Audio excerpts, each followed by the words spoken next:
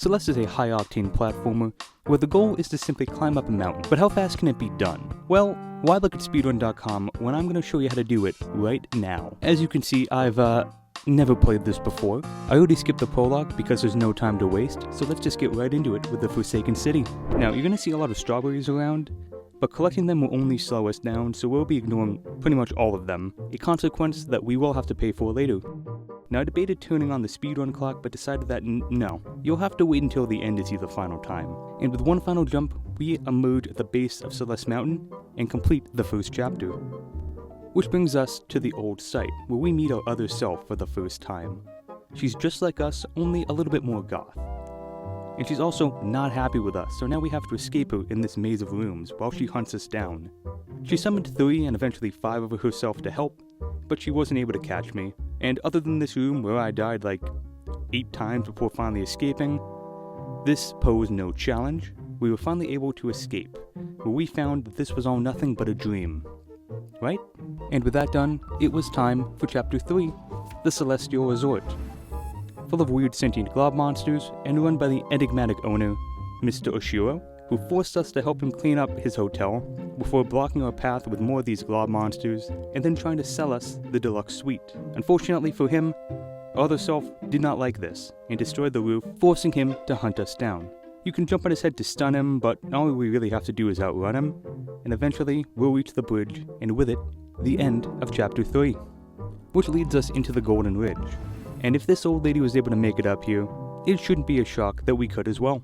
This level's gimmick is the wind. Sometimes it pushes you forward, and sometimes it pulls you back.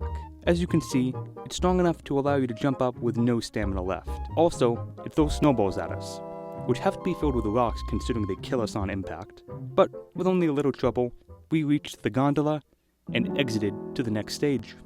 So, what's next? Oh, it's the Mirror Temple. So, much like the Water Temple from The Legend of Zelda Ocarina of Time, there is simply no enjoyment to be had in this level. It's dark, it's confusing, and we are once again accosted by our other self. And while I traverse this nightmare of a level, here's your reminder to subscribe to the channel. Do it, I'd really appreciate it, thank you so much. And this leads us on to literally the only fun part of this level. And this comes right here at the end, where we grab our friend Theo, who's been trapped in a giant crystal, and we need to carry him with us to the end. Now, you haven't met Theo, but trust me, he's a close friend of ours. So we have to dodge the monsters while keeping him safe, and sometimes even using him as a human shield. Now, I got some cool trick shots in this level, and they definitely exist, and the editor will put them in right here.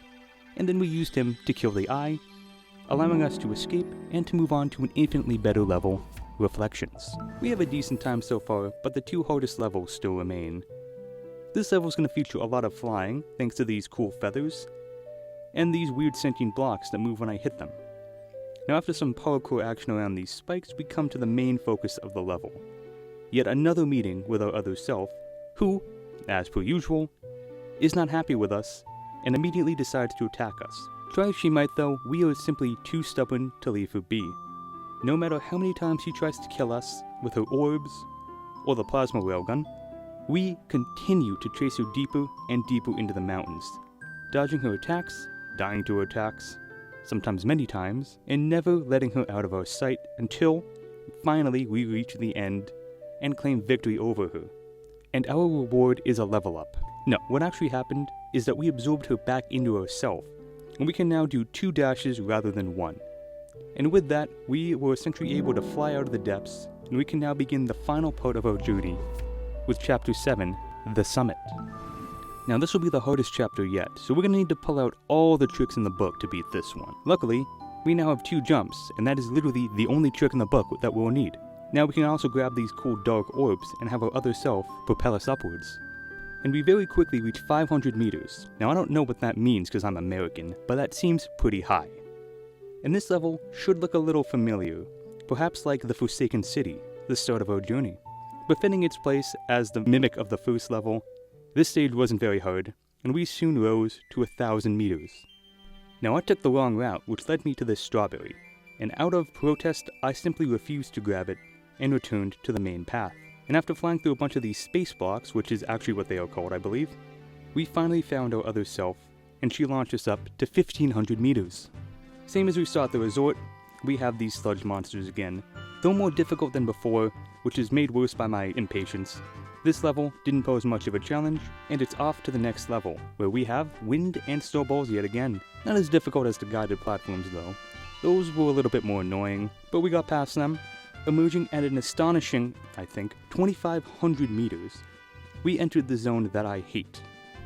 So, it has a bunch of these dash platforms, and of course, the need to collect a bunch of keys, same as in the original level.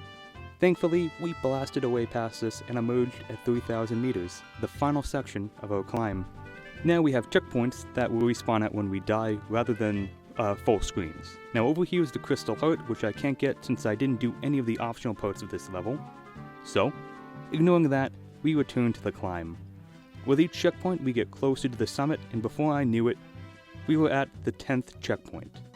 With the wind propelling us up, we reached number 9.